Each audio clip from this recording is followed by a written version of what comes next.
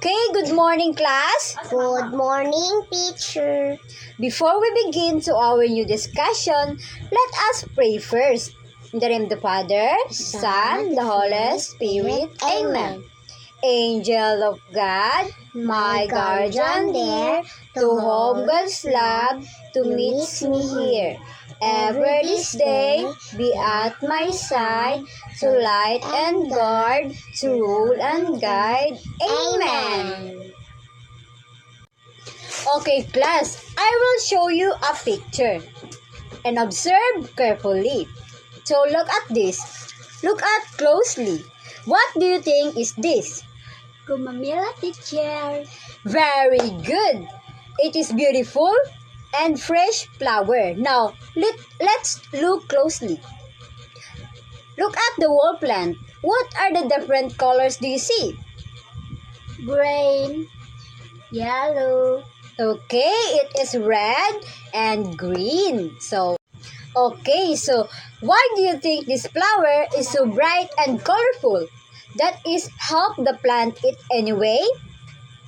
Beautiful for bees, teacher. Very good. Maybe to attract insects and to look for beautiful for bees. So this is a brilliant observation. So you are thinking exactly like a scientist. So now, let's be real detectives. So if we look at very closely right and to the center of this flower, what do you think do you see sticking out? They are letter sticks in the bundle. Very good. There are little sticks in the middle and there's some yellow powder on them. So you are already acting like true scientist. So very good, class. Since you have already observed some important parts of a flower, let us investigate further through an exciting activity. So today, you will become young plant scientists and discover the different parts of a flower by yourselves. So class, today we will be plant scientists by doing an activity called draw, match, and stick. So I will group the class into two groups. But before we begin our activity, let us read our mechanics first. So number 1, observe your plant's specimen closely. Number 2, draw a large, clear illustrations of your flowers on the band paper. Number 3, use the provided flashcard to label the parts, anther, stigma, and ovary. So, number 4, stick the flashcard next to the correct parts on your drawing. Number 5, make sure that all labels are placed in the correct location. Number 6, work together with your group members and share ideas respectfully. Number 7, handle the flowers specimen carefully and do not damage it. So, number 8, finish the activity within 5 minutes. So, after completing your work or your activity, choose one representative from your group to present and explain your drawing. So, the group that correctly identifies the levels, all flowers, parts, and demonstrate teamwork will receive special recognition. Okay, class, do you have any question? No, teacher. Very good. You may now proceed to your assigned groups and begin. Okay, class, time is up. Now, let us discuss what you discovered during an activity. Very good, children. Be with us because our topic today is all about parts of a flower. And for us to be guided, here's our objectives. Discuss the function of a parts of the flower by dissecting specimen. So may I call Teacher Jian to continue? Good morning, class. Good morning, teacher. Today, we will learn about the different parts of a flower. Before we identify the parts, Let's first know what a flower is. So everybody read the definition of flower. Begin. A flower is a part of a plant that makes seeds. Excellent. So flower help plants produce seeds so new plants can grow. Why do you think plants need flowers? To produce seeds, teacher. Correct. Just like a family continues through children, plants continue their life cycle through seeds produced by flowers. So what is the importance of a flower? It helps plants reproduce, teacher. Yes, these colorful parts are called. Petals, teacher. Everybody read the definition of petals. Begin. Petals are colorful parts of a flower that attract pollinators. Thank you. So why do people wear colorful clothes during celebrations? To attract attention, teacher. Very good. So petals work in the same way. So their bright colors attract bees, butterflies, and other pollinators. So when pollinators visit the flower, they help transfer pollen from one flower to another. So what is the function of petals? To attract pollinators, teacher. Alright, since petals attract pollinators, the flower also needs protection while it's still young. So let us look the part that protects the flower. So everybody read the definition of sepals. Begin. Sepals are green parts that protect the flower bud. Alright class, so beneath the petals are the sepal. So why do babies need their parents' care and protection? Because they are still young, teacher. Correct. So in the same way, sepals protect the flower while it's still a bud. So they protect the young flower from insects, rain, and strong winds. So what is the function of sepals? To protect the flower bud, teacher. Very good. So now that the flower has a bloom and it's no longer a bud, we can see the parts responsible for reproduction. So let us first learn about the male part. Alright class, so everybody read the definition of stamen. Begin. Stamen is the male part of the flower. So very good. So this is called the stamen. So it is the male part of the flower. So why is pollen important for plants? It helps make seeds. Correct. So the stamen produces pollen, so which is needed for reproduction.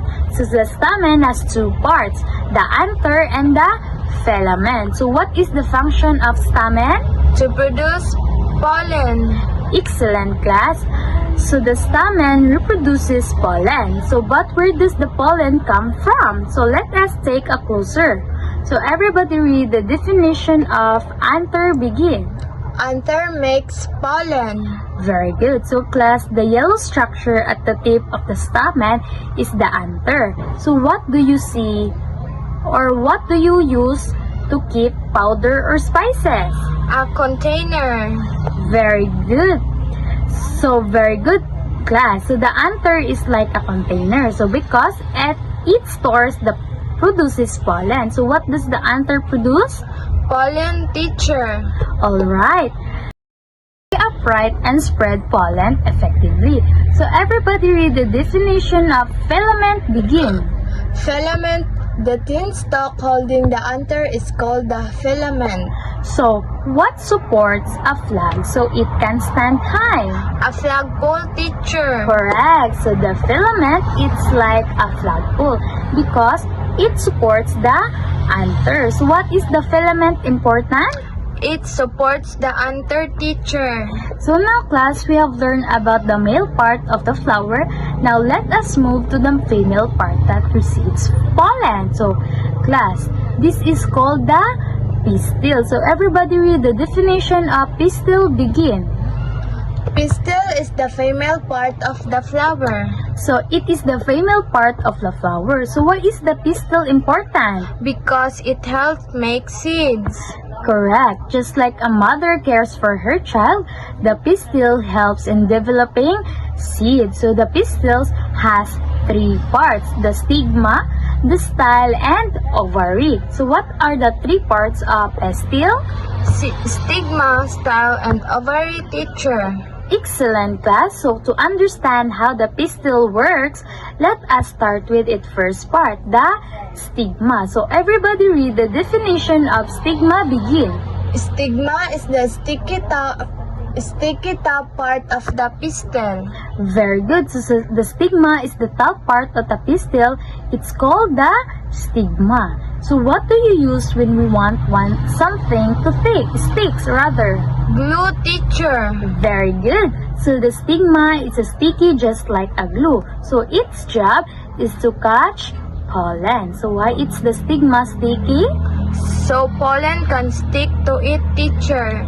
Very good, class. After the pollen lands on the stigma, it needs a pathway to travel deeper into the flower. So everybody read the definition of style. Begin.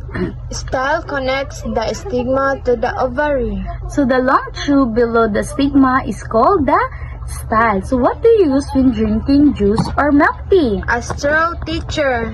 Very good. So the style is just like a straw because it provides pathway for a pollen. So what is the function of style? It allows pollen to travel to the ovary, teacher. Very good. The styles act as a pathway. So where does the pollen finally go?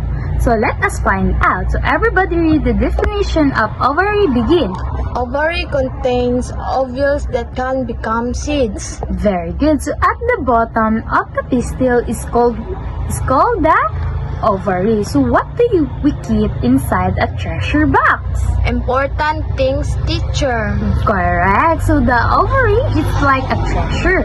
So box because it contains ovules. So after fertilization, the ovules becomes a seed. So when can ovules become seeds?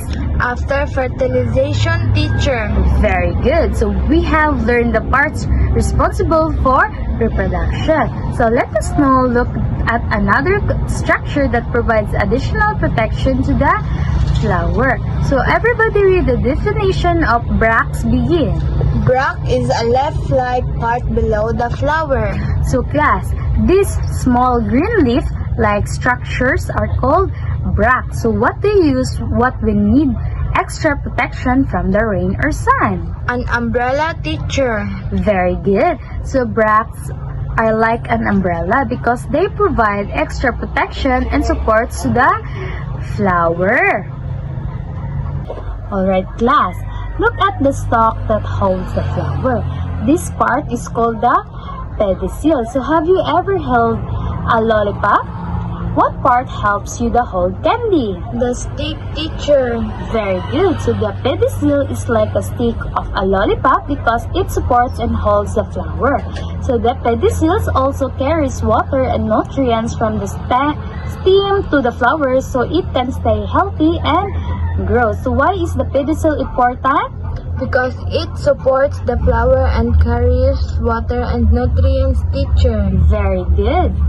And per class, so now that we have learned the different parts of a flower and their function, let's see how much you have learned. So we will have an activity called Test Your Bloom. So I will give you each of you a 10-item multiple choice questionnaire and read each questionnaire carefully and choose the letter of the correct answer. So do you have any questions before we begin? None, teacher. Very good. Since there is no question, you will now get your activity sheets. Write your name on the upper right corner of your paper so you'll be given 5 minutes to answer, work quietly, and do your best. Is that clear, class? Yes, teacher. Alright, you may now begin. Up, so everybody pass your papers forward. So now let's check your answers. Wow, very good class. All of your answers are correct. So now give yourselves a barangay clap. So now let's proceed to your individual activity. We called it exit ticket. So in a half sheet of paper, answer the following. So imagine you're a bee. Which part of the flower would you land on first? And which part contains the yellow pollen you want to collect? So explain how these parts will work together so the plant can make seeds. So this will be your scoring guide. Is that clear, class? Yes, teacher. Alright, you may now begin. I will give you 5 minutes to do this your activity. Time is up, so everybody please pass your papers in 5, 4, 3, 2, 1. Alright, for your assignment, so find one flower in your garden or neighborhood. Do not pick it if it's only one. Just observe it closely. So draw it in your science notebook and answer the following questions. So in part 1, observation and sketching. So draw and color. Make a detailed drawing of the flower you found. Label. Draw arrows to label the petals, sepals, stamen, and pistils. Note if you cannot see the inner parts, explain 1. For part 2, function analysis. Write 2 to 3 sentences and answer the following. So the pollinators guess, based on the color and shape of your flower, what kind of animal or insects do you think visits? For examples, bees, butterflies, or birds. Why do you think so? Is that clear, class? Yes, teacher. Alright, this assignment will be passed in next meeting. Goodbye, children. Goodbye, teacher.